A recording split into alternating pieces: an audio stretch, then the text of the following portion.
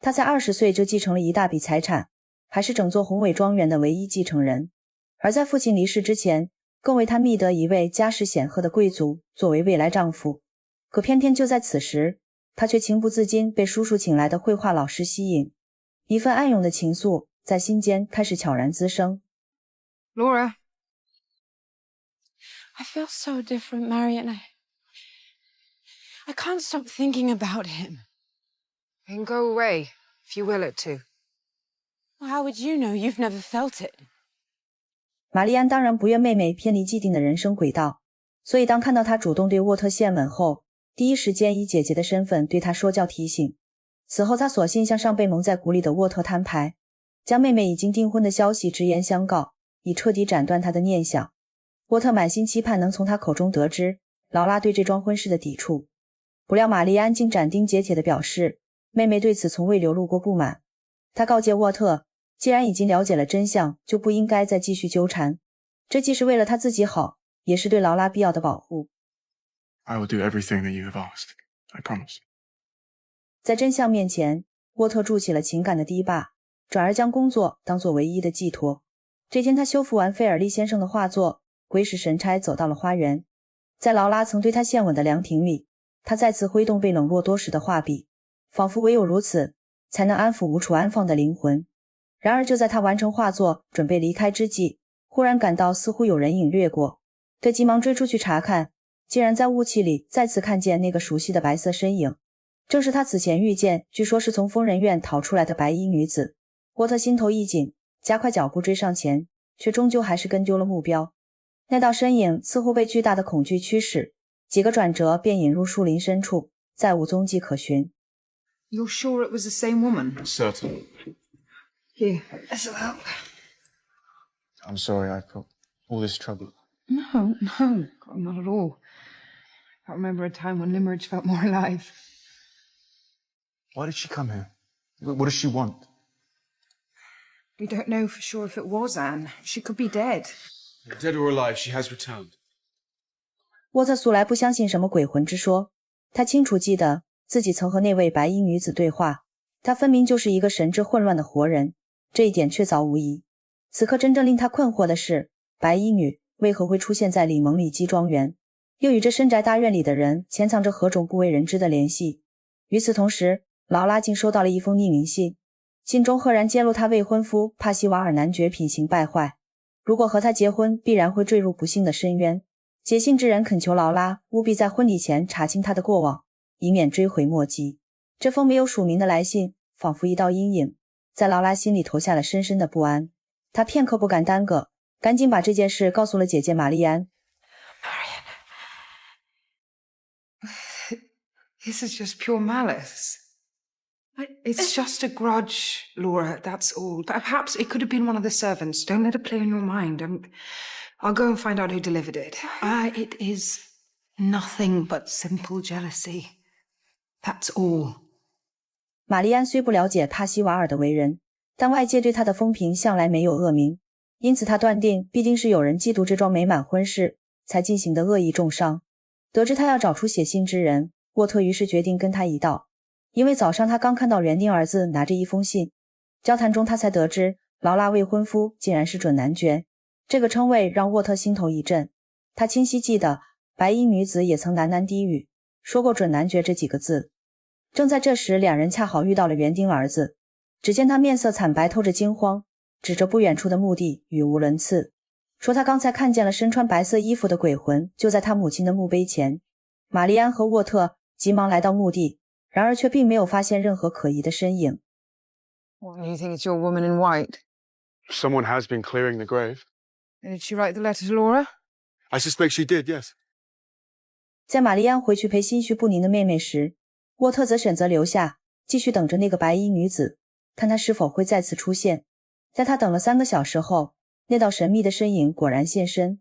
他来到劳拉母亲的墓碑前，小心翼翼脱下斗篷外套，露出里面白色的连衣裙，也让沃特彻底看清她就是自己此前遇到的白衣女子。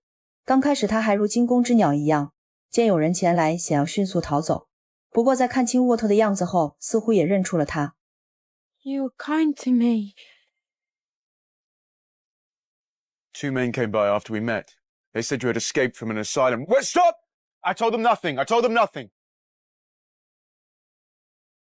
You don't think I should be taken back, do you? Oh, I'm glad I helped you. And that you had someone else help you. 女人盯着劳拉母亲的墓碑喃喃自语，说自己要把这里打扫得更白一些，因为费尔利夫人喜欢白色。紧接着她又紧皱眉头，说有比墓地还要可怕的地方，那里的尖叫声和吵闹声不断，让她根本无法入睡。沃特立刻明白她指的是疯人院，也清楚她必定遭受了非人的折磨，但女人随后的话却让她全身神经陡然绷紧。她用斩钉截铁的语气断言，劳拉嫁给帕西瓦尔只会遭遇不幸。就在沃特想要追问其中缘由时，他却突然开始失控，爆发出撕心裂肺的尖叫。Calm yourself. Don't let me think the person who put you in the asylum had good reason. He had no good reason. He? It was Percival Glyde who locked me up in that asylum. He has done terrible things, and he will do worse.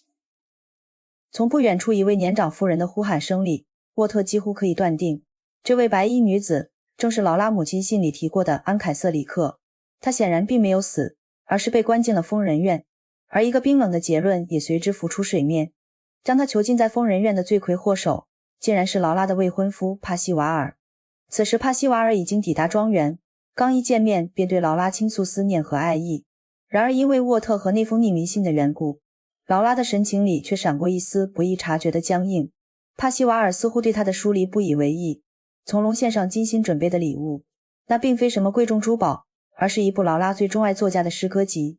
就在这时，沃特急匆匆从墓地赶回来，还没等他开口，玛丽安就介绍帕西瓦尔给他认识，也让他把到嘴边的话咽下。只剩2人时，他才将白衣女子的名字以及所说的话如实告诉了玛丽安。I've seen Anne Catherick.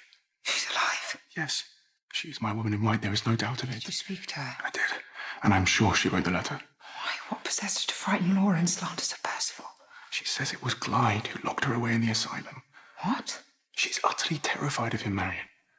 玛丽安难以相信沃特的片面之词，更何况这个指控还来自一个身份不明的人。他坚信劳拉父亲敬重的帕西瓦尔爵士绝非坏人，一位明智的父亲根本不会将自己的女儿推进火坑。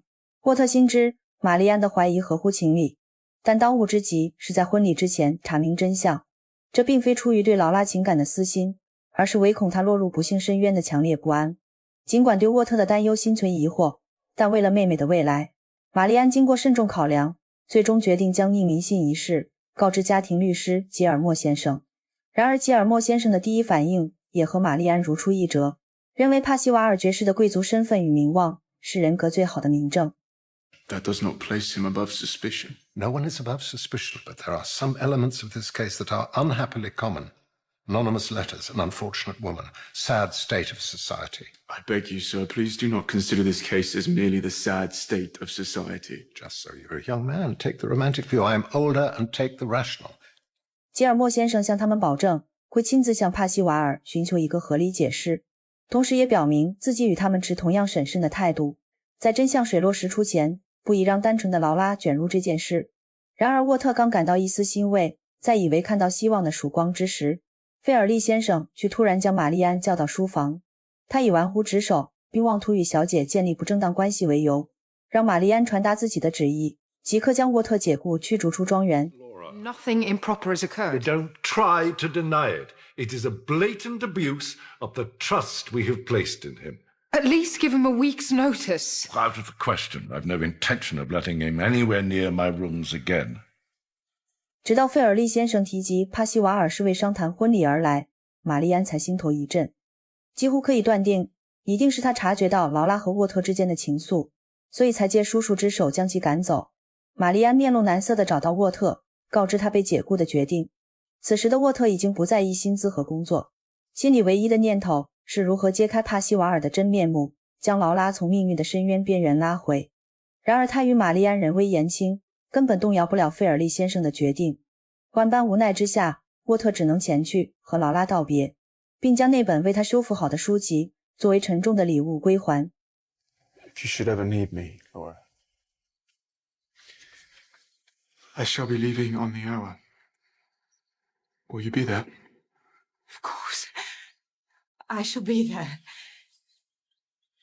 Good day. 沃特终究还是没等来劳拉的身影，他提着行李在庄园门外驻足良久，却不知那扇沉重的大门里，帕西瓦尔正将准备出门的劳拉拦下。最终沃特只能带着满心失望转身离去，离开了里蒙里基庄园，也离开了他刚刚爱上却不得不放弃的恋人。而在家庭律师吉尔莫先生的追问下，帕西瓦尔竟然承认认识白衣女子安凯瑟里克，也承认就是自己亲手将她送进的疯人院，不过却不是他们想象的那样，